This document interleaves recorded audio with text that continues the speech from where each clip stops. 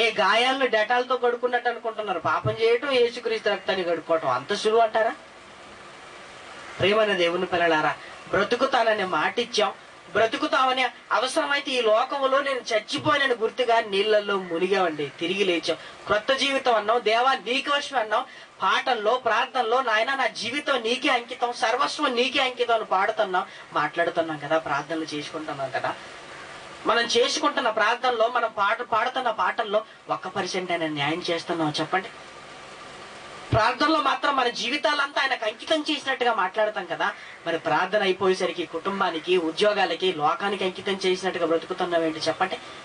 మోషేనే తప్పించుకోలేకపోయాడండి, సౌలే తప్పించుకోలేకపోయాడు.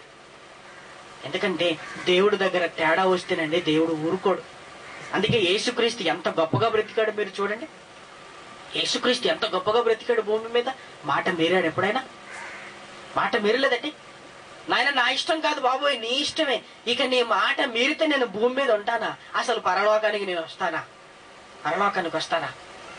భయము, భక్తి ఇవన్నీ యేసుక్రీస్తు జీవితంలో మనం చూడగలమండి. హెబ్రీయులకు రాసిన పత్రిక 5:7 శరీరాన్ని వదిలేంత వరకు, శరీరాన్ని తెచ్చుకున్న దినం దగ్గర నుంచి వదిలేంత వరకు ప్రార్థన, యాచన, భయము, భక్తి ఇవన్నీ యేసుక్రీస్తు జీవితంలో మనం చూడగలం.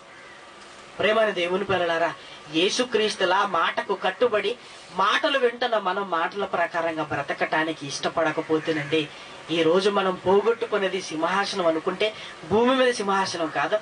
ఈ రోజు దేవుని మాట విని మనం బ్రతకకపోతే పోగొట్టుకునేది ఐగుప్తు దేశంలో ఉండటం కాదు, అంతకంటే గొప్పయే పోగొట్టుకుంటాం మనం.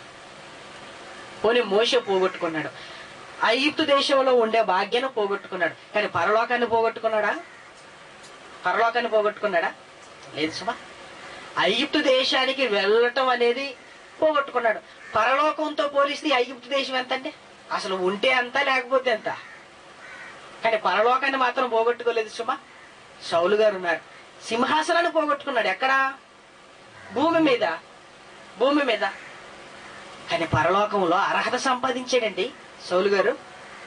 అంటే ఇప్పుడు వాళ్ళు పోగొట్టుకున్నది మనం ఆలోచిస్తేనండి, అసలు పరలోకంతో పోలిస్తేనండి అది పోగొట్టుకున్నట్ట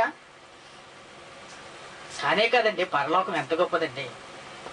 మోషే ఇక్కడ లేకపోయినా పరలోకానికి వెళ్ళి అర్హత సంపాదించాడు. మరి సౌలు గారు భూమి మీద సింహాసనం మీద లేకపోయినా పరలోకంలో ఉండే అర్హత సంపాదించాడండి. వాళ్ళు పోగొట్టుకున్నది భూ సంబంధమైనవే, కానీ ఈ రోజు దేవుని మాట వినకుండా మనం బ్రతుకుతున్నామంటే మనం పోగొట్టుకున్నది ఏంటో తెలుసా? పరలోకమేనండి. ఆ పరలోక దేశాన్ని పోగొట్టుకుంటాం. ఆ పరలోకంలో తండ్రి దగ్గర సింహాసనం మీద కూర్చోవలసిన ఆ సింహాసనాన్ని పోగొట్టుకుంటామండి. ఇంతకంటే పెద్ద నష్టం ఉందా చెప్పండి? ఇంతకంటే పెద్ద నష్టం లేదు. దేవుని మాట వినకపోవటం వల్ల వారు పోగొట్టుకున్న దానికంటే ఈ రోజు మనం పోగొట్టుకునేదండి చాలా గొప్పదండి, చాలా గొప్పదండి, చాలా గొప్పది. పరలోక దేశంలో ఉండే మహాభాగ్యం, అక్కడికి అడుగు పెట్టే మహాభాగ్యాన్ని కోల్పోతాం.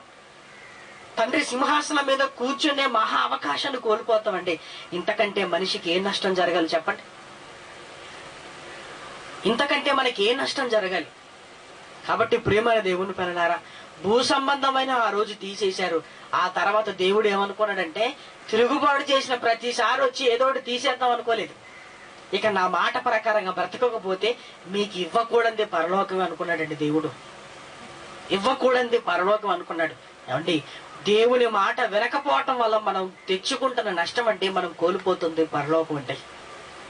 అందుకే ఈ భూమి మీద ఏమైనా కోల్పోతున్నావు చెప్పండి? తప్పు చేసిన రోజు నాయన ఎకరం పొలం తీసేస్తాను అన్నాడా దేవుడు? అనలేదు కదా. ఏకంగా పరలోకానికే రానివ్వకూడదు అంటున్నాడు. ప్రేమైన దేవుని పిల్లలారా, ఒక్కసారి మనసు పెట్టి ఆలోచించండి. వింటున్నాం, చాలా సంతోషంగా, మంచిదే.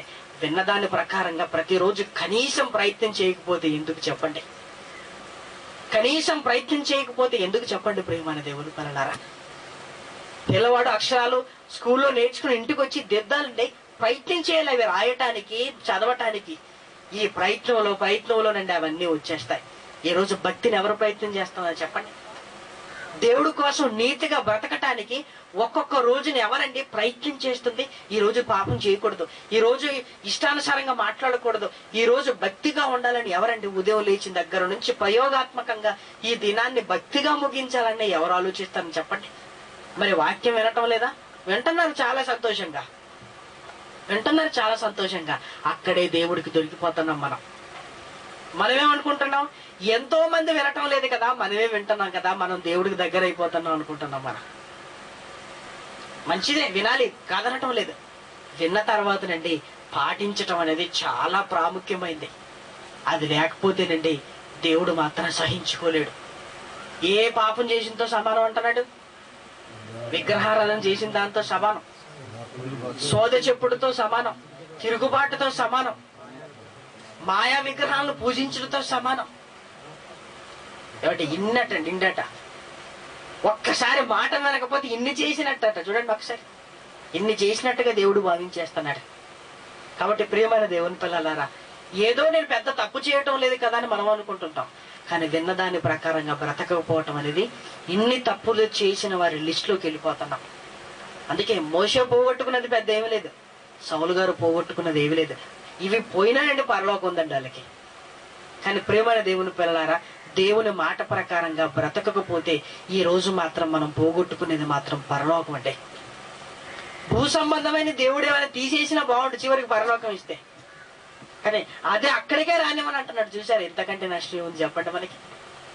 అందుకే మాటలు వినాలి, మంచిది. మంచి హృదయంతో దేవుడి దగ్గరికి రావాలి.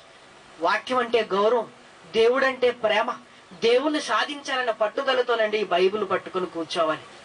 అక్కడి నుంచి కష్టపడుతూ మంచి మనసుతో నేర్చుకుంటూ విన్నదాని ప్రకారం కనీసం ప్రయత్నించకపోతేనండి దేవుడు మాత్రం ఏం చేస్తారో చెప్పండి. ఎవరైనా బరువు మోస్తున్నారు అనుకోండి, చాలా సేపటి నుంచి ట్రై చేస్తున్నాడు, ఎత్తుకోవాలని, బరువును ఎత్తుకోవాలని, వారి వల్ల అవ్వట్లేదు. మనం చూస్తున్నాం, చాలా సేపటి నుంచి ట్రై చేస్తున్నాడు అనుకోండి. అప్పుడు మనకండి సహాయం చేయాలనిపిస్తుంది, పాపం వారి వల్ల అవ్వటం లేదు అని. బరువుని ఎత్తుకోవడానికి ప్రయత్నమే చేయటం లేదు, చేరేసుకుని కూర్చొని ఎవడొస్తే వానితో లేపిద్దాం అనుకుంటున్నాడు. ఏమనుకుంటున్నాడు మనం? కనీసం ప్రయత్నం చేస్తుంటే మా అందుకోవాలన్న ఆశ కలుగుతుంది. అక్కడే కాలు మీద కాలేసుకుని కూర్చొని ఎవడొస్తే వాని మీద మోపిద్దాం అనుకుంటున్నాడు అనుకోండి, అసలు సహాయం చేయాలనిపిస్తుంది మనకి, అనిపించదండి. ఈరోజు దేవుడు కూడా అంతేనండి. దేవుడి కోసం భక్తిగా కష్టపడితే ఆయన హెల్ప్ చేస్తాడు. అసలు ఏ మాత్రం ప్రయత్నం చేయటం లేదు, దేవుడు అన్ని నువ్వే చూసుకో అంటున్నాం మనం. అన్ని నువ్వే చూసుకో అంటే నీ బ్రతుకు కూడా ఆయనే నీ చేత బ్రతికించుకోవాలన్నమాట. నువ్వు బ్రతుకు. తోలుబొమ్మలు ఆట ఉంటుంది చూసారండి, వాటికి కదలికలు ఉండవు. మనుషులు ఏం చేస్తారో చేతులు పెట్టి కదలికలు చేస్తుంటారు అనమాట. మనిషి బుద్ధిగా తోలుబొమ్మ అయిపోయాడండి. దేవా వాక్యం నువ్వే నేర్పించు, దేవా వాక్యాన్ని నువ్వే కాపాడు, దేవ వాక్య ప్రకారంగా నువ్వే బ్రతికేటట్టుగా మనిషిని చేయంటే మరి మనిషి ఏం చేస్తాడు ఇక? మరి మనిషి ఏం చేయాలి చెప్పండి? ఏమంటే మనిషి కష్టం అనేది తగ్గిపోయిందండి. ఈ కష్టపడిన మనిషికి దేవుడేం సహాయం చేస్తాడు ఇక? మరి దేవుడు చేయడంటే చేస్తాడు. ఎప్పుడో తెలుసా? నువ్వు భక్తిగా బ్రతకటానికి కష్టపడుతున్నప్పుడు అండి, అప్పుడండి దేవుడు హెల్ప్ చేస్తాడండి. అప్పుడు దేవుడు హెల్ప్ చేస్తాడు. అప్పుడు దేవుడు నా పిల్లల్ని స్థిరపరచాలనుకుంటాడు. కానీ మనం ఎత్తుకున్న కష్టం ఏది చెప్పండి? మనం ఎత్తుకున్న కష్టం ఏది?